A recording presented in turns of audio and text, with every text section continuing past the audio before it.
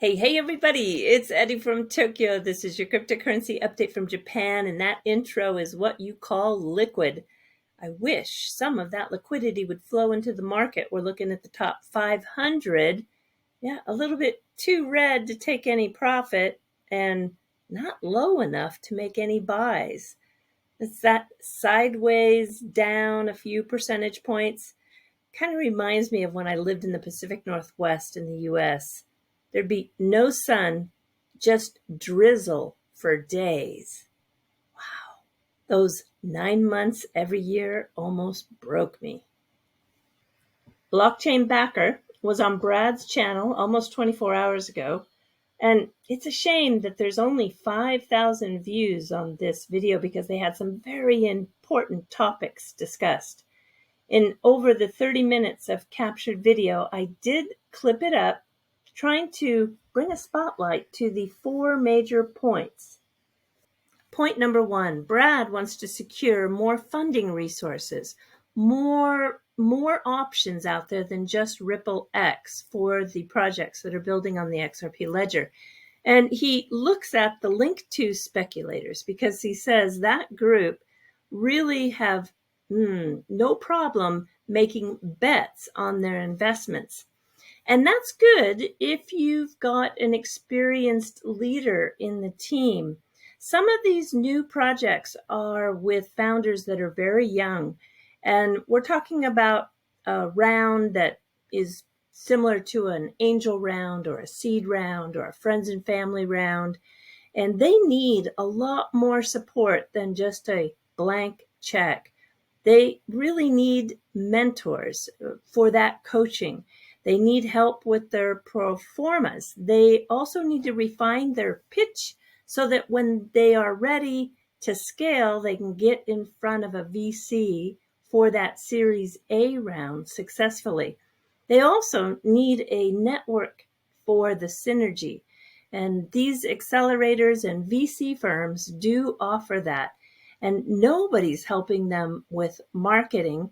And what about finding more talent for their teams? There's a lot more that goes into building a business than just money.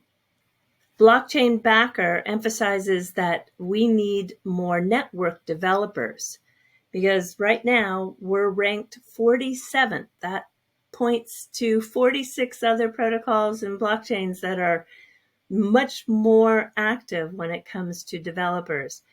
And number three, when builders build, sometimes there's a lack of support. And Blockchain Backer says that this culture has a tendency to call everything a scam, which drives them away. And finally, number four, they discuss the fact that less than 1% of the Ripple X grant money has been distributed. So Blockchain Backer really had some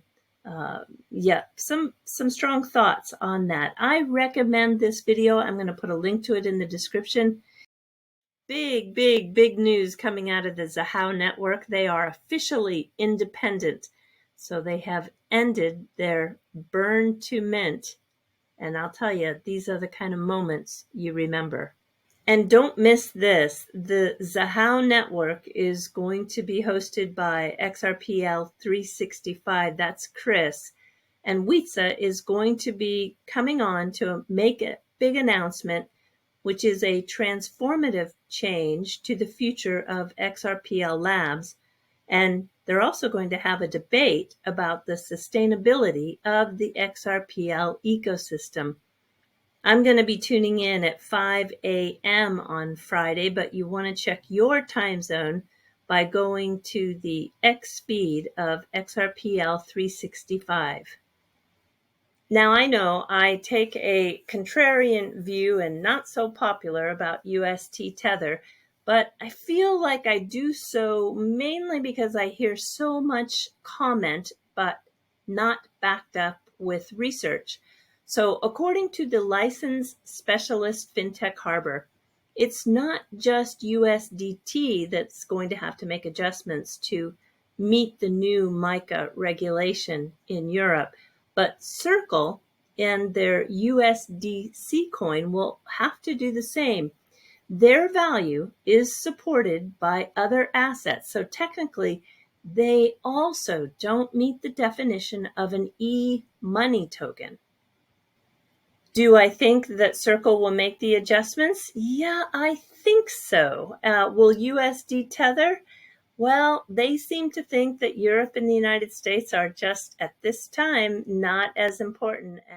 Now, some people said, well, Ripple's going to have no trouble. Well, if you read their release, they're going to, yes, back it 1-to-1 with the US dollar deposits, but also with short-term US government treasuries and other cash equivalents. Let's talk a little bit about the difference between reserve reports and audits. We have reserve reports coming out of USD Tether. Those reports are done by an independent auditor, BDO. USDC does a monthly assurance and transparency, so they post their reserve holdings on a weekly basis, and they have one of the big four accounting firms doing a monthly third-party assurance that the value of the USDC reserves are greater than the amount of the USDC in circulation. So the difference between attestations versus audits. From 2014 to 2017, Tether did not publish reports on their reserves, but since 2022, Tether has relied on these quarterly attestations. Now, the difference between an attestation and an audit is subtle, but important. An audit asks a firm to conduct an independent analysis of the business and its practices. An accounting firm may discover risks unknown to the business in question, and an audit may also reveal compliance issues at the business.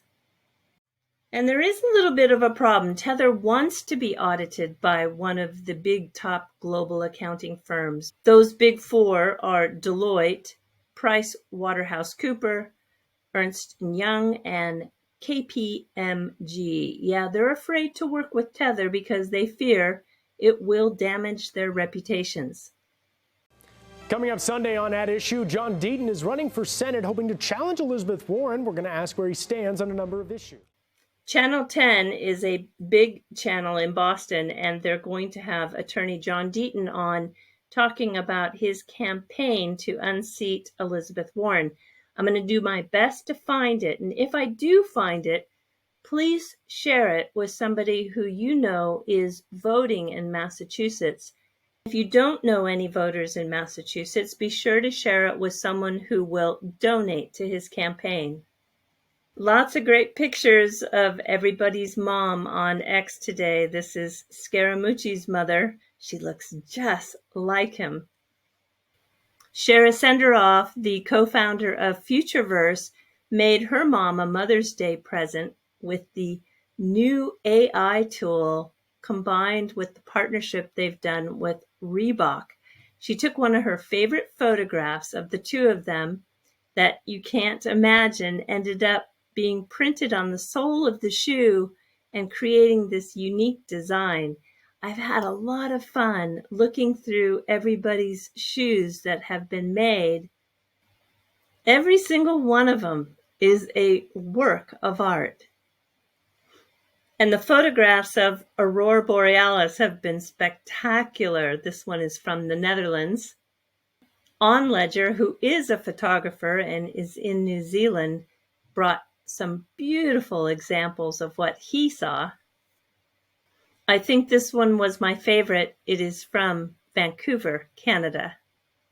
And speaking of lights, if you come to Tokyo, they have some new projection mapping. And what do you think they decided to map on one of the big Tokyo government buildings? It'll be Godzilla, 100 meters high. There was a couple of things that I didn't even think I cared for before I moved to Tokyo. One of them was Godzilla, but now I'm a big fan. The other one is trains. Boy, am I a big train fan too. All right, everybody, do take care. Sayonara for now. Bye-bye.